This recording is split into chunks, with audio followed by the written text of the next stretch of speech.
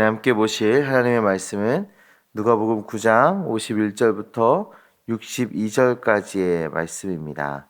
한 절씩 교도하여 읽도록 하겠습니다. 예수께서 승천하실 기약이 차감해 예루살렘을 향하여 올라가기로 굳게 결심하시고 사자들을 앞서 보내심에 그들이 가서 예수를 위하여 준비하려고 사마리아인의 한 마을에 들어갔더니 예수께서 예루살렘을 향하여 가시기 때문에 그들이 받아들이지 아니하는지라. 제자 야고보와 요한이 이를 보고 이르되 주여 우리가 불을 명하여 하늘로부터 내려 저들을 멸하라 하기를 원하시나이까. 예수께서 돌아보시며 꾸짖으시고 함께 다른 마을로 가시니라. 길 가실 때에 어떤 사람이 여짜오되 어디로 가시는지 나는 따르리이다.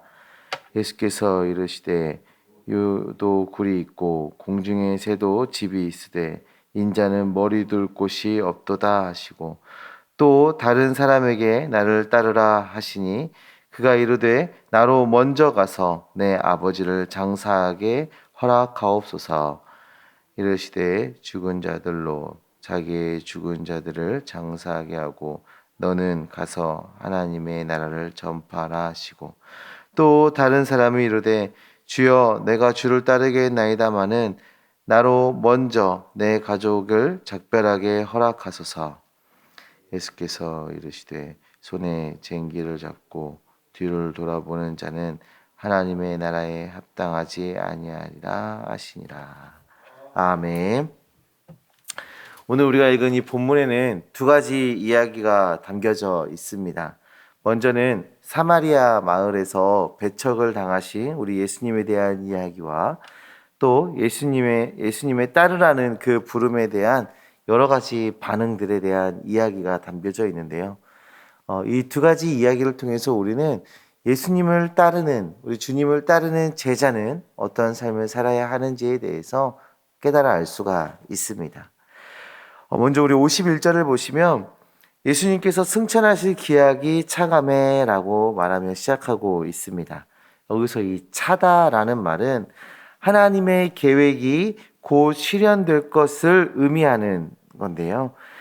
예수님께서는 이 땅에서의 사역을 마치시면 다시 아버지의 곁으로 가실 것입니다. 그리고 그 사역의 마지막이 다가오고 있음을 성경이 지금 우리에게 말해주고 있는 것이죠. 예수님께서 승천하실 날이 다가오자 예수님께서는 예루살렘을 향하십니다. 그런데 우리 주님은 갈릴리에서 예루살렘을 향하시는데 사마리아를 통과하려 하고 계세요. 보통 유대인들은 이 사마리아 땅을 잘 이용하지 않았거든요. 그런데 우리 주님은 사마리아 땅을 통과하려 하시는 것입니다. 요한복음 4장에도 이런 말씀이 좀 등장을 하죠. 그 수가성에 물 길러 나온 사마리아 여인을 만나는 장면이 요한복음에도 기록이 되어 있습니다. 예수님께서는 갈릴리에서 예루살렘으로 가시는 그 길에 항상 이렇게 사마리아 땅을 지나쳐서 가셨다라는 것을 우리가 볼 수 있죠. 사마리아 사람들은 이스라엘 백성들에게 무시를 당하고 천대를 받아왔기 때문에 기본적으로 유대인들을 별로 좋아하지 않습니다.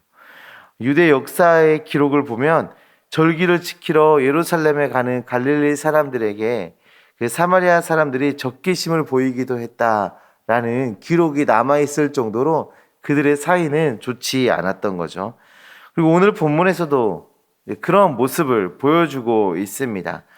예수님께서 먼저 제자들을 보내셔서 이제 머물 그곳을 준비토록 하셨어요. 그런데 그 사마리아 사람들이 예수님을 받아들이지 않았던 것이죠. 이 모습을 본 제자들은 분노하고 있습니다. 54절의 말씀을 보시면 야고보와 요한이 이를 보고 하늘에서 불을 내려 저들을 멸망하게 하자라는 그런 제안을 할 정도였어요. 그러나 예수님께서는 오히려 제자들을 꾸짖으십니다. 왜냐하면 사마리아인들은 멸망의 대상이 아니기 때문이죠. 그들은 구원의 대상이기 때문입니다. 우리 예수님께서는 멸망시키러 오신 분이 아니라 구원을 위해 오신 분이며 그 구원의 사역 가운데는 이 사마리아 사람들 역시도 포함되어 있었기 때문이죠. 예수님께서는 사도행전 1장 8절의 말씀에서 오직 성령이 너에게 임하시면 너희가 권능을 받고 예루살렘과 온 유대와 사마리아와 땅끝까지 이르러 내 증인이 되리라 하시니라 라고 말씀하시며 그 유대인들이 멸시하는 그 사마리아 역시 구원의 대상임을 분명하게 밝혀주고 계십니다. 사실 거부당하고 배척당하는 것은 매우 큰 상처입니다. 그런데 우리 주님께서 보여주신 이 반응은 상황과 어떤 감정에 매인 것이 아니라 사명에 이끌리는 그런 모습임을 우리가 볼 수가 있어요. 우리도 그렇습니다. 과거부터 쌓여온 어떤 감정, 아픔, 분노, 또 현재 우리가 놓여있는 어떠한 상황, 이런 것에 이끌리는 것이 아니라 하나님의 사람은, 주님의 제자는 사명에 이끌려 살아가야 한다는 것을 우리가 주님을 통해서 보게 된 것입니다. 사랑하는 성도님들, 우리는 사명의 이끌림을 받는 사람들이어야 합니다. 내 감정을 앞세우는 것이 아니라 복음을 앞세우는 것입니다. 우리 예수님을 앞세우는 사람이 되어야 하는 것입니다. 나의 욕심을 내세우는 것이 아니라 하나님 나라를 내세우며 사는 삶을 사셔야 하는 겁니다. 우리의 삶을 통해서 복음이, 하나님의 나라가 전해지고 드러나는 그러한 삶을 살아가시기를 간절히 소망합니다. 오늘 본문에 나오는 두 번째 이야기는 예수님을 따르는 자들은 어떠한 자들이어야 하는지 두 번째 이야기로 또 우리가 살펴볼 수 있는데요.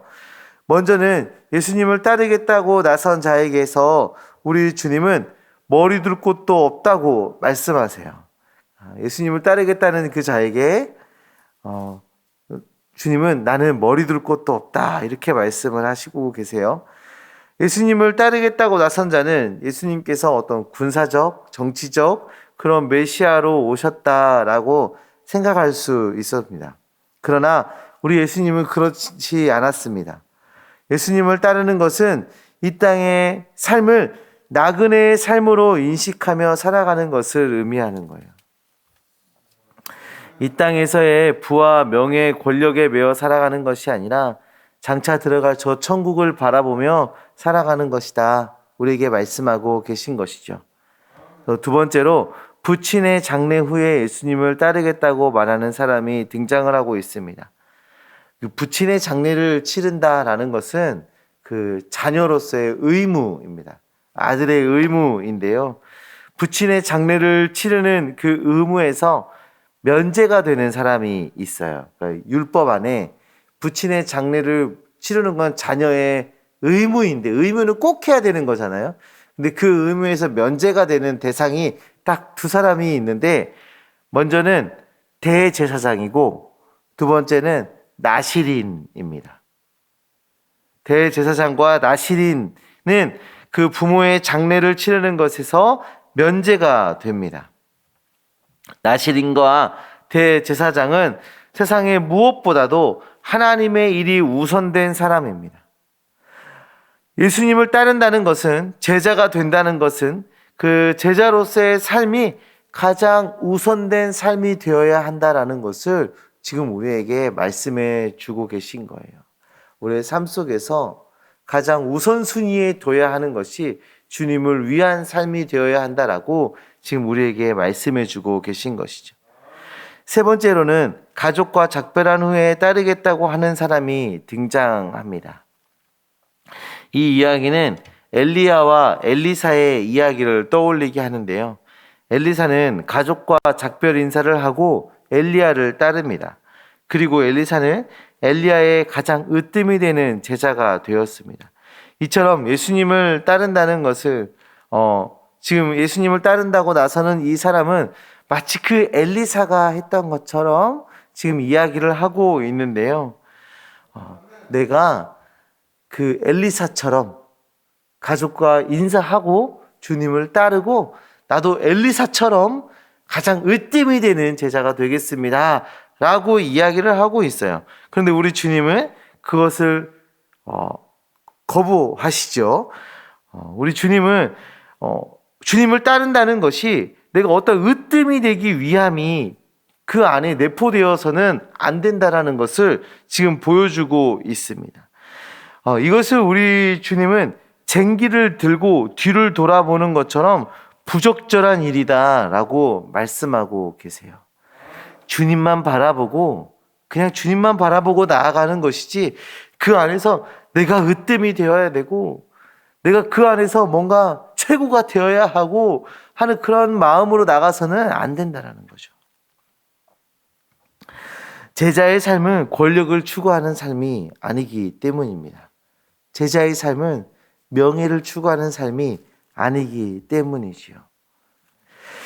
사랑하는 성도님들, 제자의 삶은 첫 번째로 사명이 우선된 삶입니다. 주님께서 우리에게 주신 그 사명, 복음을 전하는 사명, 그리스도를 드러내는 사명, 그 사랑을 실천하는 사명, 우리에게 주어진 여러 가지 그 사명들에 우리가 이끌려 살아가는 그 삶이 제자의 삶입니다. 그리고 내가 가지고 살았던 가치관, 그 감정에 매이는 삶이 아닙니다.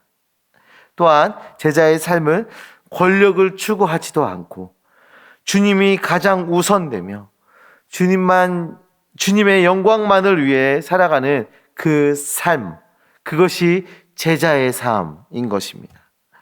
우리 주님이 보여주셨던 그 사역처럼 주님만 따르며 주님만을 드러내며 주님께 영광을 돌리며 살아가는 주의 충성된 제자들 되시기를 간절히 소망합니다. 기도하겠습니다. 하나님 아버지 감사합니다. 주님 우리를 사랑해 주셔서 주의 백성 삼아 주시고 또 예수 그리스도의 그 제자의 삶을 결단케 하심을 정말 감사합니다. 오늘 말씀을 통해서 제자의 삶이 어떠한 모습인지 우리가 깨달아 알았습니다. 하나님 오늘 말씀처럼 우리가 사명에 이끌린 주의 자녀들 되게 하여 주시옵소서.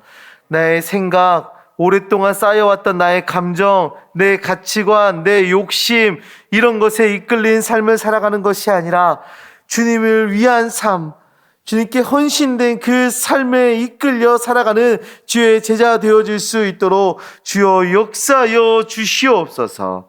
또한 주님, 우리가 이 땅에서 어떠한 삶의 권력이나 명예를 추구하는 것이 아니라 주님만 바라보며 나아가게 하여 주시고 주님을 위한 그 삶이 우리의 삶의 가장 우선순위에 두며 주님을 선택하며 나아가는 우리가 되어질 수 있도록 주여 역사하여 주시옵소서. 그래서 우리를 통하여서 주님 영광받아 주시옵시고 우리의 삶을 통하여서 주님의 마음이 시원케 되는 그런 놀라운 역사가 일어날 수 있도록 주님 우리를 붙잡아 인도하여 주시옵소서. 주님 우리 성도님들은 오늘 하루 살아갈 동안 정말 주님을 깊이 묵상하는 오늘 하루 되어지게 하여 주시고 작은 것에도 감사할 수 있도록 그 감사의 제목들을 발견할 수 있는 영의 시선을 우리에게 허락하여 주시옵소서.